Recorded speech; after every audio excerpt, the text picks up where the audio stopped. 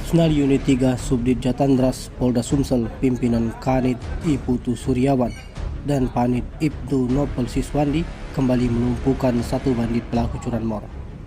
Pelaku adalah Saiful Anwar alias Ipul, warga Jalan Rawajaya, Gang Persatuan Pahlawan, Kecamatan Kemuning, Kota Palembang.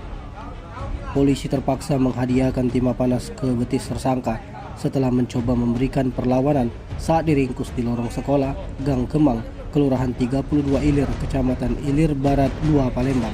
Ipul sendiri diketahui sudah menjadi buronan polisi hampir 2 tahun lebih.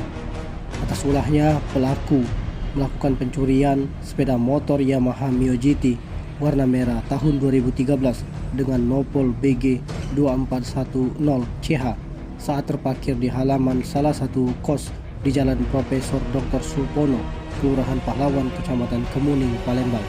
Kasubdit Jatandras Polda Sumsel, Kompol Agus Prihandinika mengatakan terkait penangkapan Ipul setelah buronan 2 tahun lebih. Kompol Agus mengatakan dari hasil pemeriksaan terhadap tersangka Ipul mengaku saat beraksi bersama satu rekannya yang saat ini sudah masuk penjara. Akibat ulahnya tersebut, tersangka Ipul dikenakan pasal 363 KUHP pencurian dengan pemberatan dengan ancaman pidana paling lama 7 tahun. Tim Liputan Sumsel Update TV melaporkan.